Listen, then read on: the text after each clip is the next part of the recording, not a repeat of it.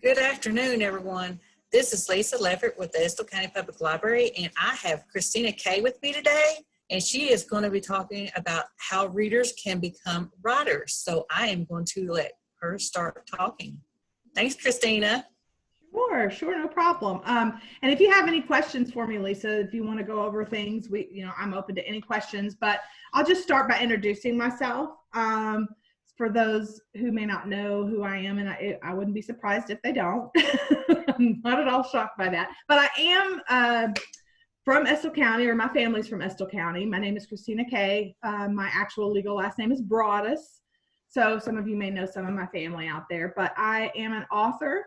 I've been writing and doing many other booky things for over 10 years now. I have 6 published novels. My 7th comes out next Tuesday. They're all suspense, mystery genre. A lot of it's detective type, female detective novels, crime novels. Let's see, what else? Oh, I live currently in Richmond in Madison County, so I'm not too far from you guys. I hopped around the globe for a little bit, from South Korea to Tennessee to all kinds of places, and then wound up right back in just next door. But I have 2 adult daughters. They're 20 and 21. And yeah, I'm an empty nester, so that's fun. And I also work as for the last 10 years, I did freelance book editing for other authors. And I decided the last year or two, because my main career was being a paralegal. I worked in the legal field for 22 years. And about a year or so ago, I decided that was not what I wanted to do until I retired. I put my time in, tired of it. So I was trying to think, how can I have a career in the book field? Because this is what I love. This is my passion. Thought at first maybe I wanted to be a literary agent, and that wasn't for me. So then I just started thinking, well, I'm already editing books. Why don't I try to make a business out of this instead of just having it be a side hustle?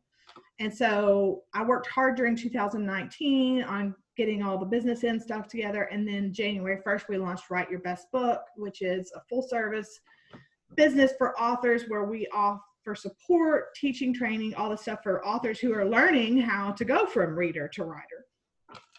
So we work with authors who have published 20 books. We work with authors who've never written a single word. So we run the gamut as far as that goes, but it's going really well. We've got, I don't even know, dozens of clients already signed up since January 1st. So we're doing pretty well. Our schedule's pretty busy, but I always try to take time to do things like this because, well, for one, it's my home base, Estill County is. And for 2, I like to talk and share with as many people as I can to try to help, especially the new writers, people that like you know, who may be watching this, who really, really love reading and think, God, I'd really love to write a book one day. How do you go about that? And I can help you with that. So that's pretty much me in a nutshell and what I do. I think that's it. Anything you can think of? Did I miss something? I know we were talking the other day, and you was talking about doing podcasts. Where can they listen to your podcast at? Good point. I forgot, of all the things I do, all the hats I wear, I forgot about that one. I do, Lisa's right. I do also, January 1st, part of the business that I launched also includes a podcast for authors. And thank you, Lisa, so much for that. It's also called Write Your Best Book. Oh, you're welcome. Yeah. It can be found on iTunes, on Spotify, or if you don't have either of those or access to those, you can also just go to my website, which is writeyourbestbook.com. Long name, but easy to remember, Write Your Best Book. And go to the author resources page, and it drops down and you'll see podcast. And right there, you can listen to every single episode of the podcast. And we interview some really, we've been blessed to have some huge influencers in the book community on the show, some really big names.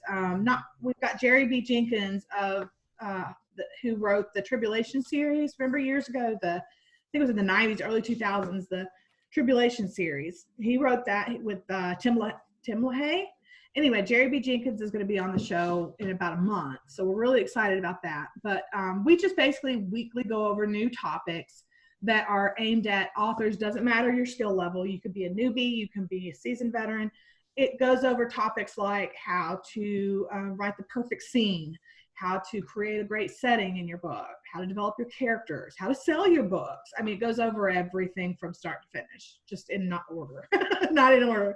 And that's the podcast. So you can watch it on iTunes, Spotify, or our website at writeyourbestbook.com. Okay, thank you. Sure. Thank you for reminding me. I can't believe I forgot that. I do so many things that sometimes it all gets. I can't either. Oh. Oh, I understand that.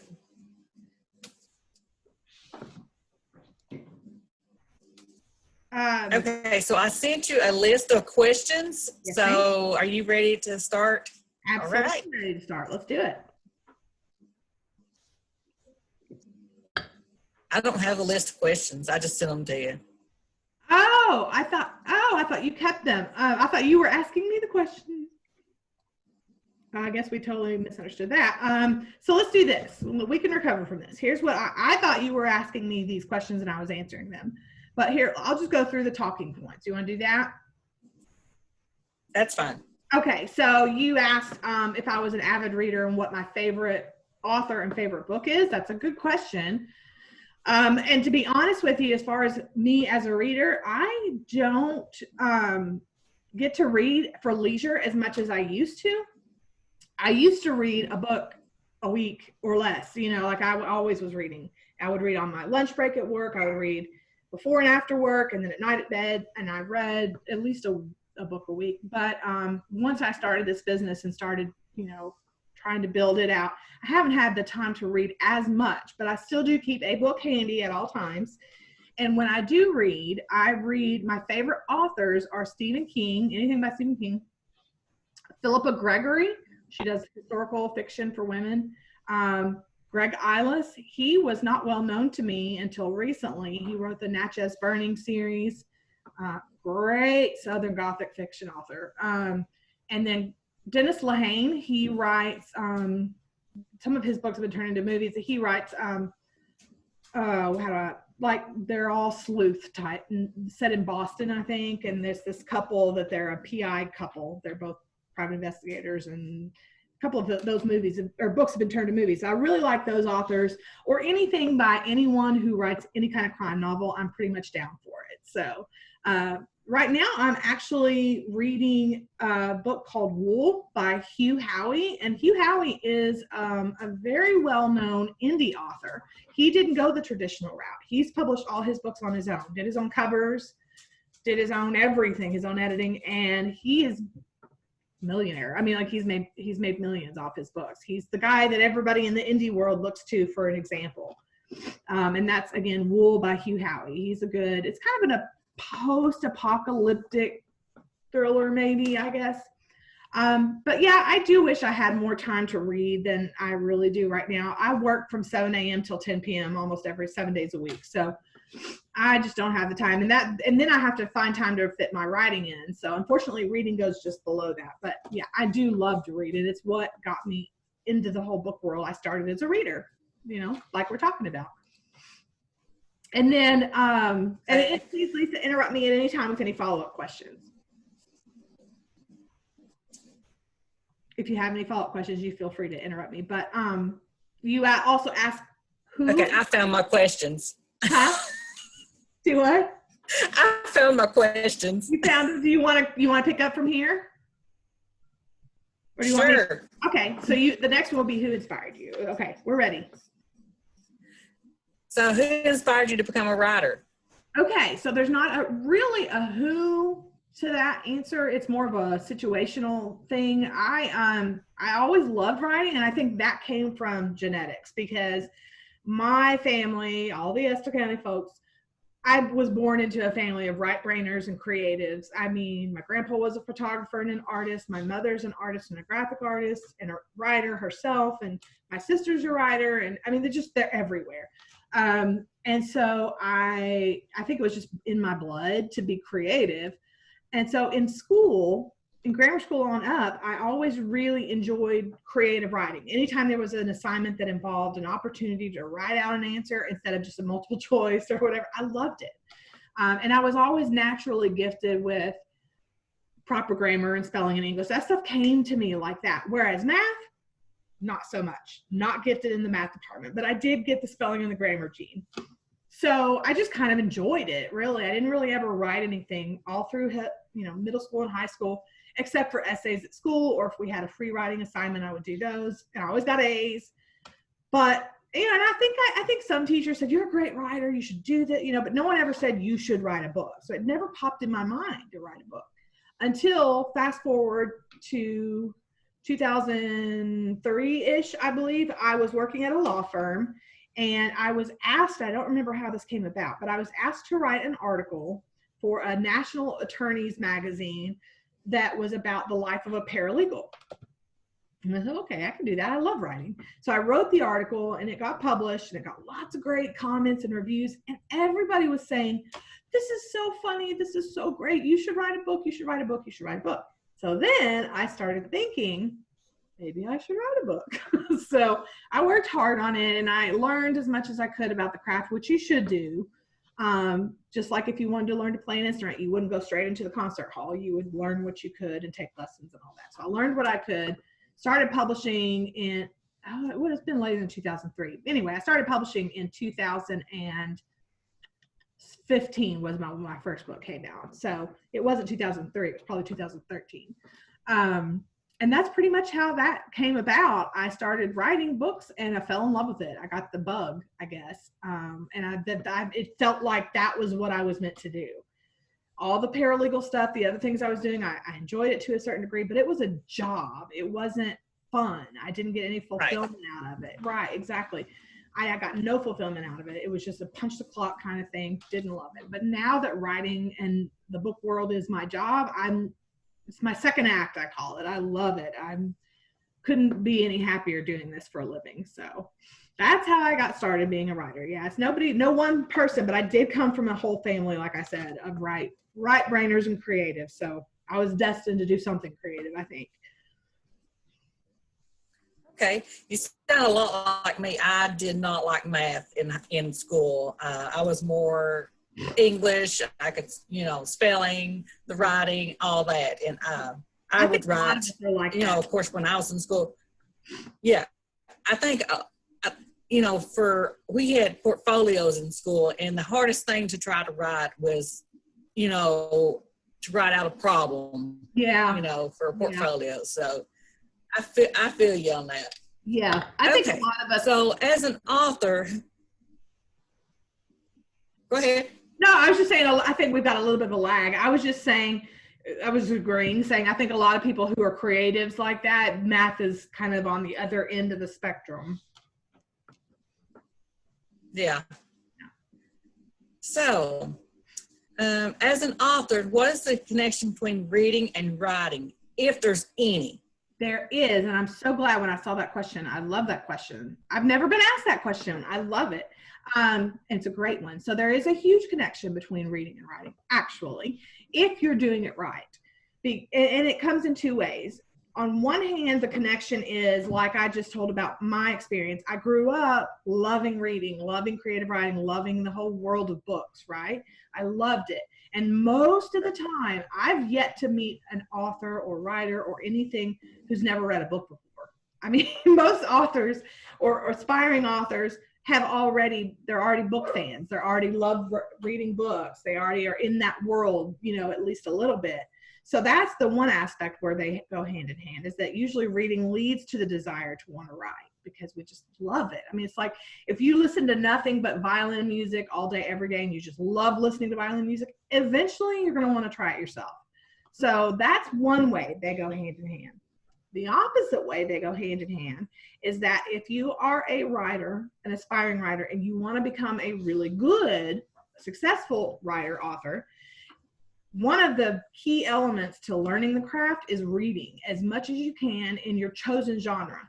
So let's say you want to write a fantasy novel. You just really like fantasy and you want to build this whole world of dragons and fantasy and castles and whatnot. That's what you want to do. It helps tremendously before you even start writing the first word. If you would pick out 1, 2, 3, up 2 or 3 books in that genre that you want to write in and read them, but don't just read them for leisure. Take notes, underline great sentences, dog-ear great pages, circle words that you love, and pay attention to how the writer of that novel, pay attention to how they're formatting their book on a content, on a structural level. Pay attention to the way they develop their characters. Pay attention to the world that they've built, because world building is crucial in fantasy. And the way that they turn their phrases, the way that they create sentences, all those things you want to pay attention to as much as you can as you read those 2 or 3 books in that genre. So that's how I think it goes hand in hand, big time, because you can't have one without the other. I mean, you definitely can't be a writer without reading, at least on some level. I mean, you could be a reader that never writes, that's possible, but usually one leads to the other. So, but I definitely, whenever I'm coaching new authors, because I also do author coaching, forgot to mention that, but I also do one-on-one coaching with authors. And when I work with brand new authors who have they haven't even started, all they have is a story idea, one of the first things I have them do is I'm like, okay, pick 2 to 3 books in this genre, and I want you to read them, make notes, highlight, then come back to me. And that's what we do. So yeah, it's a very crucial part of the writing process. Okay, so when you're talking about that, are you talking about like, I read a lot of mystery, I read historical, just whatever I can get my hands on. Yeah. But like when I'm reading like a mystery novel or something, I will say, well, what if the author had took it this way and went down a different avenue? Mm-hmm. Is that kind of what you're talking about? Yeah, Okay. it is. That's one way to go about it is that's sometimes how I think story ideas are born, is the inspiration from one story. And wow, I like this, but if I were writing it, I would have whatever. That's one way for inspiration to come about for like story ideas. But more specifically, I'm just talking about when I'm asking my clients to read as an assignment to learn the craft. It's more about taking in it's less about reading it for pleasure and more about taking in the technical aspect of writing and how that author chose to turn a phrase, how they chose to structure their scenes, how they choose to develop their characters, things like that. It's almost like you're studying these books. That's why I even tell my clients, I'm like, get out a highlighter, a pen, some paper clips, Post-it notes. And that book, when you're done, I don't have any handy. I have some books that are marked like that, but they're in my room. They're just got Post-it notes and tabs and highlights and marks all over it, because that's me going through it and saying, oh gosh, that's a great way to phrase that sentence. I want to try something like that. Now, you're not copying, you're not plagiarizing. You're using it for inspiration and for just watching the way things are done by successful authors. So that's pretty much what I'm talking about. Okay. All right. Okay, so how do you find the subjects that you write about? That's a good question, and that is one I get a lot. That's one of the top 2 or 3 questions I get. And it's kind of hard to answer, but I'll do my best. So sometimes they honestly, this is not going to be an answer anybody loves. Sometimes they just come to me, and that's hard, because I know everybody's like, well, I don't have ideas coming to me, but there is another way. For me, because I got into writing suspense and thrillers because I loved reading suspense and thrillers.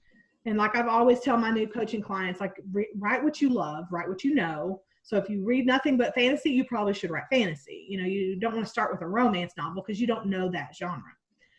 But basically, most of my ideas have come to me not in my sleep. I've never had a dream that turned into a book, but at night, when the lights are out and the TV's off and I've laid down and my brain starts going. Now, I think that they come to me then because I have an unhealthy obsession with true crime TV shows. So I think I watch all these TV shows, and especially at night. And then when I lay down, my brain starts going, kind of like what you just said, Lisa, like, oh, that was one way to do it, but what if I took it in this direction? Same thing. So for me, for example, my very first published novel, Like Father, Like Daughter, that is in a nutshell about a woman a paralegal, who is accused of killing her husband. But the twist to that novel that makes it a little bit different is that her father is in prison for being the I-75 strangler. He's a serial killer. And so naturally, then when she's accused of killing her husband, everybody assumes she's just like her father, right? Oh, her dad's a killer, she's a killer too. Right.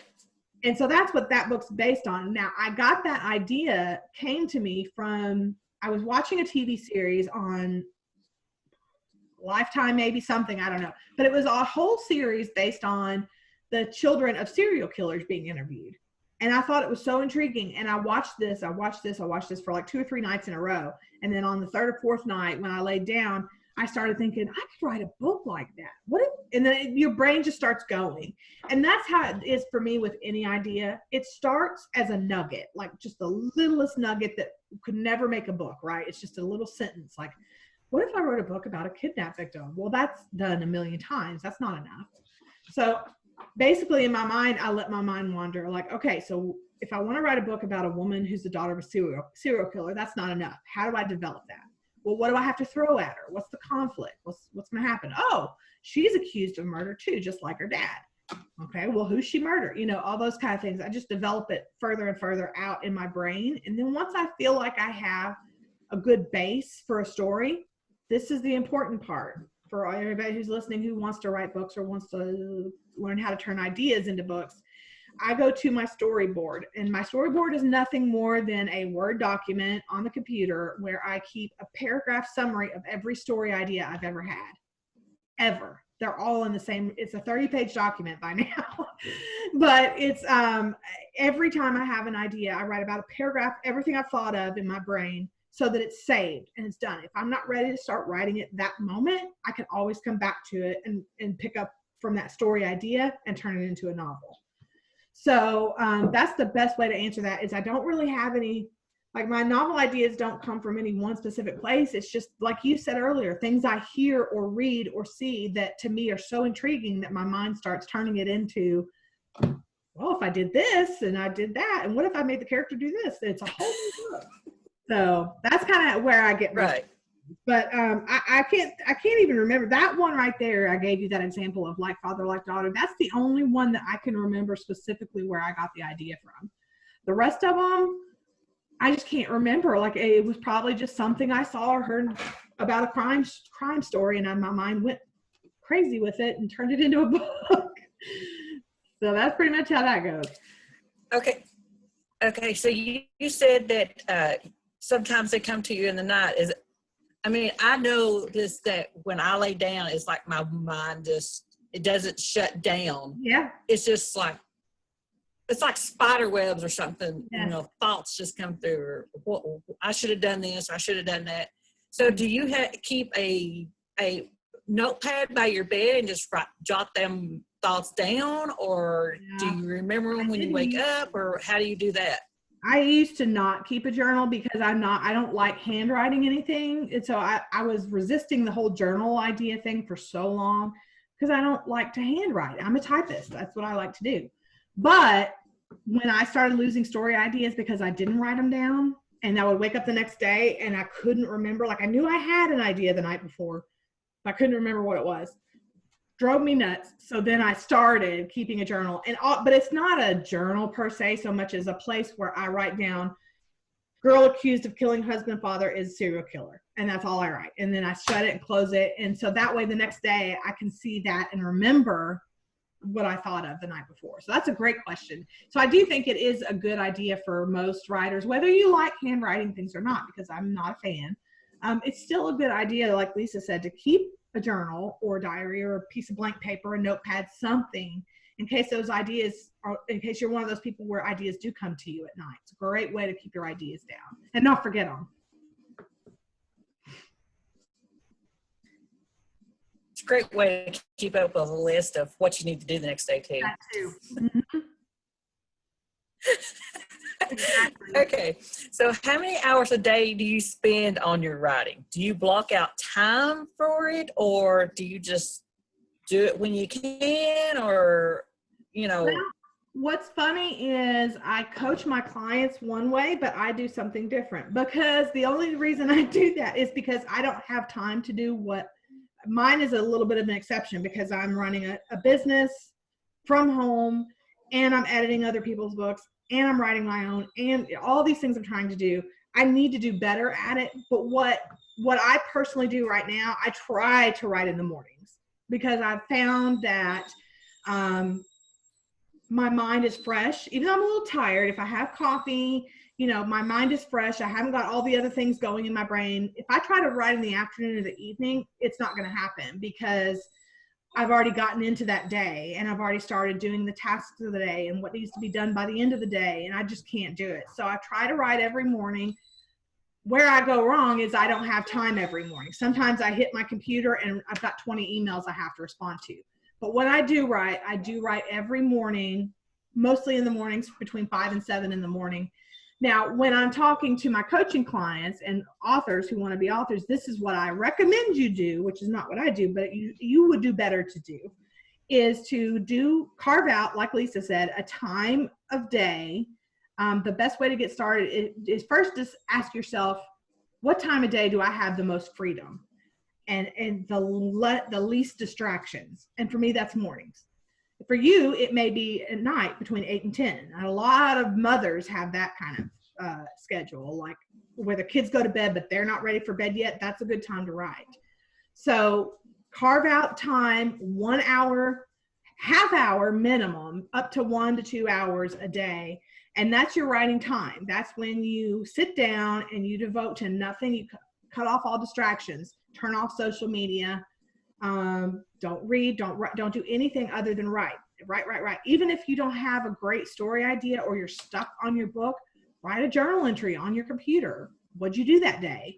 Write about a family memory from a vacation when you were 10. I mean, something. Because even if you're stuck in your book and that's how you get out of writer's block, by the way. I know we're not talking about that, but that's one way to get out of writer's block too, is to just don't stop writing. Write something else, if not your book, but just don't stop writing. So still use that half hour to 2 hours that you've carved out every day and write something, whether it's a memory or something you want to do with your life or a dream vacation or whatever, write something.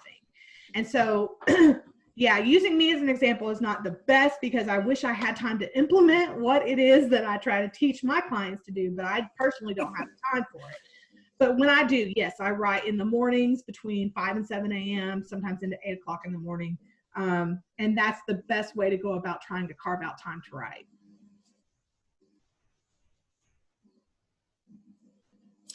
Okay, so if like in the afternoon, you know, do you have like an inspiration where you just stop everything and just start writing, or will you put it off? No, I've done that. I do feel like if inspiration strikes, you should either get that journal out and write down what you just thought of, at least so the idea is saved, or go to your computer and start on your storyboard, like I talked about earlier, and type up what you just thought of. Because it's not going to be you thought the whole book through. You know, it's going to be an idea. Yeah, I do believe that you should, one way or another, don't let those ideas go away. Don't let them, if it's in the middle of the afternoon, it's not quite your writing time, but you definitely had a great, I finally realized what I want to do with that character. Write it down. Yes, you're absolutely right. Write it down one way or another on the computer, on a notepad, in a journal. Write it down and then get back to whatever you were doing. And then at least you've not lost that idea. You've not lost that inspiration that you had. And then when your next writing period starts, go back to that journal and be like, oh yeah, that's right. I was going to do this with the main character. And there you go. Yes, always write them down. Always. I recommend that especially new authors, keep a small notepad in your purse or whatever you can, where your phone is. Keep a small notepad. They sell them at bookstores everywhere. Little notepads about that big. You can flip through them, just to jot down if you're out at the store even, or if you're waiting, or if you're sitting waiting for the sermon to start at church, or if you're, sitting in the doctor's office in the waiting room and something strikes, guess what? You can write it down. Stick it back in your purse. You've not lost it. Always try to write down any ideas that come to you before you lose them.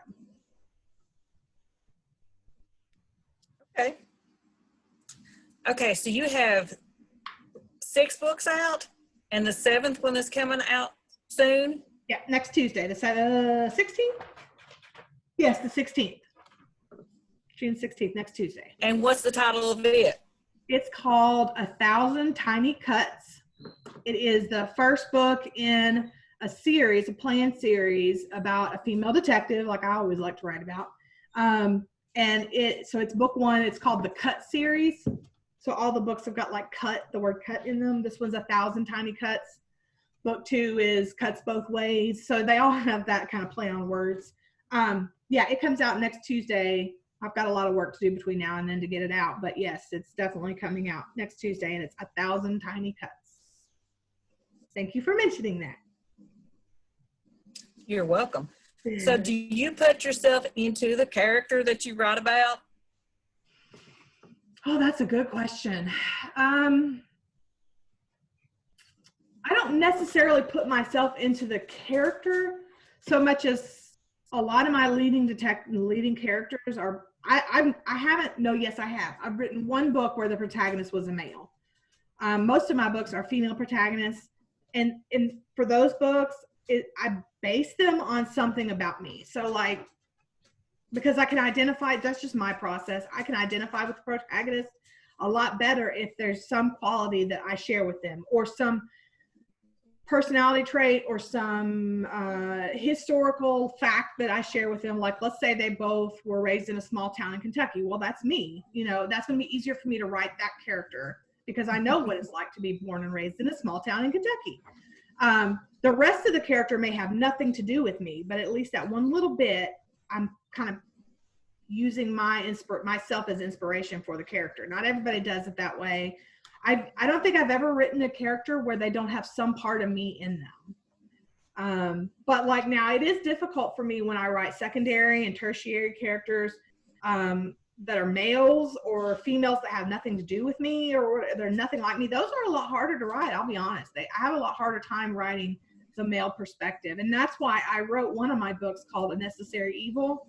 I think that one of the book clubs there actually read this as a book of the month. But it was written in the POV. They did? Yeah. It was written in the POV of 2 males and 1 female. So that one was hard. I did it on purpose though, because I wanted to challenge myself and see if I could do it. I guess it pulled off okay, but it wasn't natural for me at all. It took a lot longer to write that book. So that's the best way to answer that one, is that I don't so much get into the character so much as I put myself, I base the characters off me a little bit. Some factor of me is in every character. Every protagonist, sorry. Okay. So, are there any challenges that you have with writing, or, coming up with a title or a subject or anything like that? Yeah, I don't have one specific thing that I have a challenge with every single time. Like I always struggle with titles, or I always struggle with scenes. But yeah, in every book there's a different challenge. Now I will say titles, although I'm very proud of the titles I eventually came up with, none of them came to me very quickly. So I struggle with coming up with the right title. And I don't know if that's because I'm not coming up with the right title, or if because I'm a perfectionist, it has to be just the right title. But I do struggle with that. I mean, like some of my, now that I look back, I'm very proud of almost every one of my titles except for one. And I look back on them and I'm thinking, okay, I did well, but boy, it was a struggle to get there. So I struggle with titles.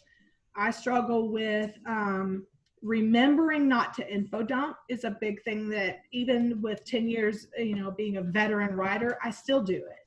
I think it's just a natural thing because we're trying to get the words down on a page. And for those who may not know, info dumping is if you've ever read a book and it's just like, feels like the author took all this information and dumped it into one spot, like all at once, instead of sprinkling the information throughout the page, that's info dumping. I do that. I find myself as I'm writing, it just naturally, I just want to get it all on the page. And so the next thing I know, I've info dumped. So I have to fix that.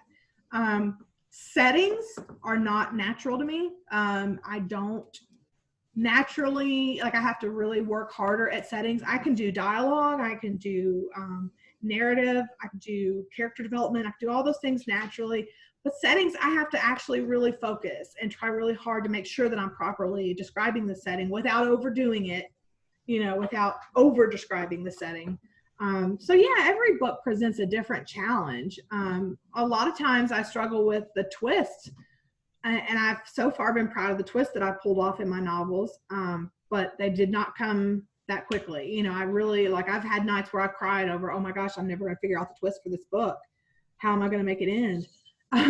Yeah, so it's happened. So yeah, I don't have one consistent thing that I always struggle with, but yeah, every book absolutely has a challenge that it presents, and I have to struggle with that like anybody.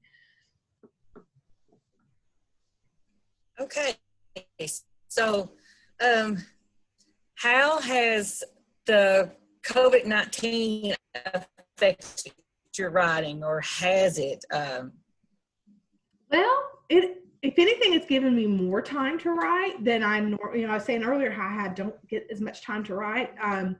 April, I got more writing done because our business slowed down in April. I mean, like everybody else, April was not a good business month for the books, because everybody was kind of in the height of the panic. End of March, early April was just not good. But the upside was I did have more time to write. So as far as that goes, it's impacted me time-wise, and that I had a little more time to devote to writing during that period. Things have picked up quite a bit in our business since May 1st. I don't know what magically happened May 1st, but it did.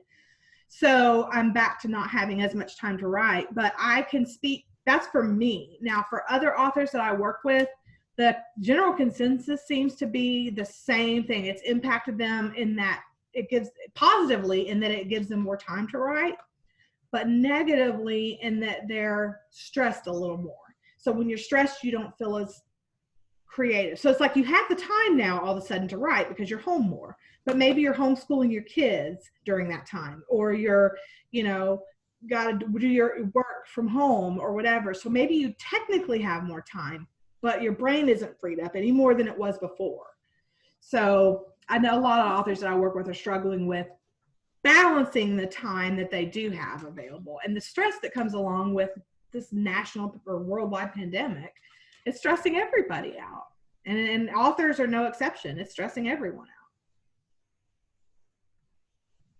Right.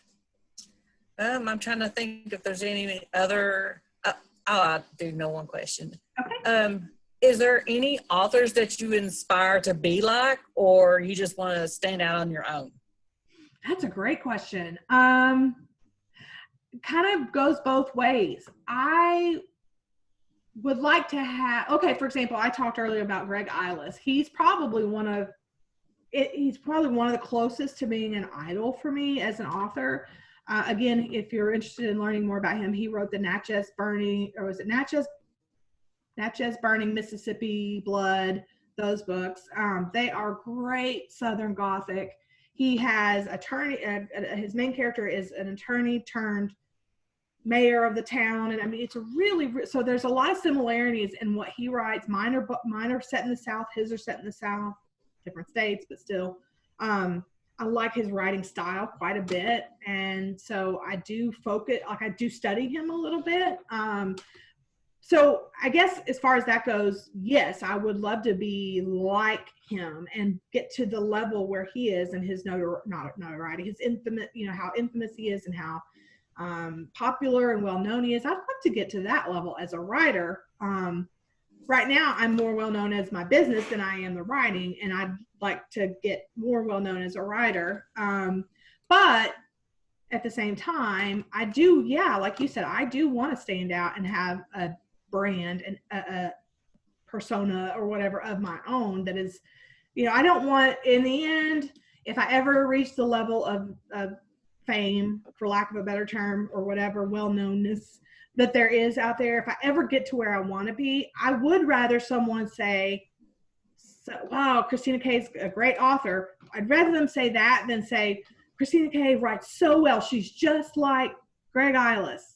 I'd rather it be standing on my own, rather than be compared to anyone else. So yes, from the writing standpoint, I do compare myself to others and I try to emulate their methods and their style. But yeah, I want to be known for just me and on my own merit rather than compared to someone. That's a great question. I like that one a lot. It just come to me. You did well. It did really good. You do well on the fly. Thank you. You're welcome. So are there any upcoming podcasts or anything that might be of interest to new writers or, to followers of Christina Kaye? Sure. We've got a few things. Every Friday, the podcast comes out. And I told you, and I'll remind you, you can find it on iTunes, Spotify, or my website. And the title of the podcast is Write Your Best Book. This Friday, we're talking about how to write proper scenes. So like if you take a book, it's structured, every book has the same structure. And you're going from the biggest to the smallest, you've got the book, the chapters. Well, you could have part 1, part 2, part 3, but basically you've got the book, then chapters, then pages, then scenes, then sentences, then words, paragraphs and words, right? So they all have the same basic structure. In my opinion, scenes are almost one of the top most important components of a book, because putting those scenes together is what makes your story. And so I got someone on the show that's going to help us talk about how to properly structure scenes within a chapter, what needs to be included, what doesn't need to be included, the technical side of it, as well as the more literary side of it. We're going to talk about scenes in this Friday's episode. Then I know I'm doing a couple events coming up. The Imaginarium, I think they changed the date on that though, and I'm sorry that I don't have it with me. It was scheduled for July, but I have a feeling, no, here it is. I think it still is July 11th. The Imaginarium is in Louisville. It's a great book conference. I would encourage authors to look it up. It's not well known as far as like, I hadn't heard of it till 2 years ago, I think. But it's a great conference. And so that's Imaginarium in Louisville on July 11th and 12th. And then I'm supposed to do Killer Nashville in August, but that's not very close. So I've got a few things in the works, but those are the two coming up, most recent or most current things that are going on. And then you can always watch, I do go live on Facebook, Instagram, and TikTok of all things. I do that every Wednesday. So in the afternoon, depends on the hours of the day, but usually Wednesday afternoon, you can find me live talking on that weekly topic that we have. Like this week is going to be all about scenes. So next Wednesday when I talk, I'll be talking about scene structure. So that's where you can find me and what I'll be doing. Okay. Sounds good. It's been a pleasure being here, Lisa. Do you have any last? Go ahead. Oh, I appreciate you doing this. Sure. Do you have any last words of wisdoms for any writers? Sure, I do. I always do. And we kind of repeat a little bit of what we said earlier, but I want to emphasize it, is that if you're a reader, you enjoy books, you love reading, and one day I'd love to write a book. Well, first of all, the first piece of advice I have is, why one day? Why not now? Don't say, one day I'd love to write a book. What is stopping you? There is nothing stopping you. I mean, you may have time issues or family issues or whatever, but you can start it. There's nothing saying you can't start now. That's the first thing. The second step is earlier I was talking about how you should read within your genre and study the successful authors. That's all part of number 2, which is to study the craft as much as you can before you do start to write. The biggest mistake I see authors make, hands down, is I have a story idea. I'm going to start typing it. That doesn't work. It's never going to work. It may be a cute story idea. Your family may love it, but if you want any kind of success as an author and you want other people to read it and you want to sell it on Amazon or in libraries like Estill County or whatever, if you want a book to be published and be successful, you have to first study the craft. Same example I used earlier. If I wanted to play the violin in a concert hall one day, I can't just buy a violin and walk into a concert hall and start screeching out notes. That would be awful.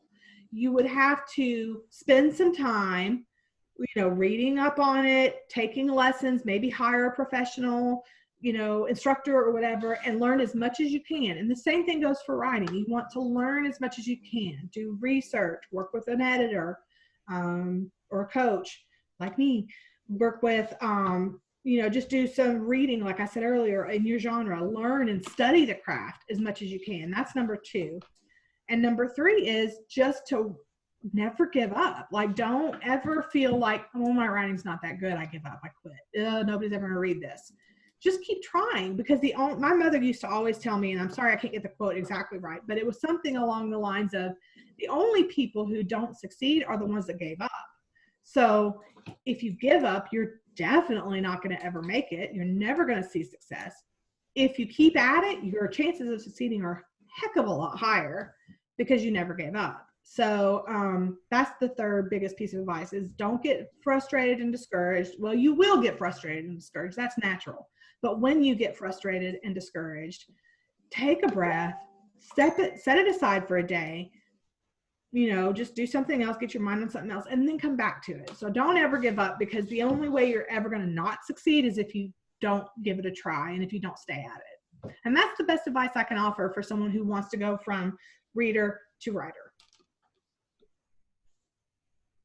Okay. And I think when we were setting this up and stuff, you had discussed with me a special treat for the Estill County Library. Am I correct? Yes, I do have a special treat.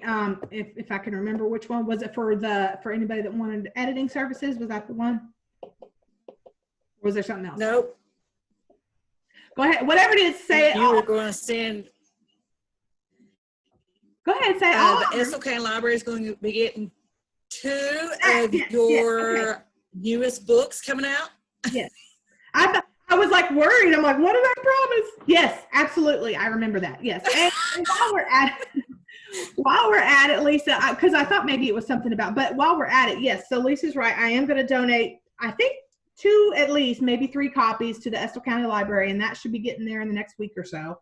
On top of that, if anybody who watches this on the playback wants to contact me with any questions, I'm not one that hides my email address and you can't reach me. You can reach me anytime. My email address is info@writeyourbestbook.com. Yes, it's long, but it's kind of easy to remember.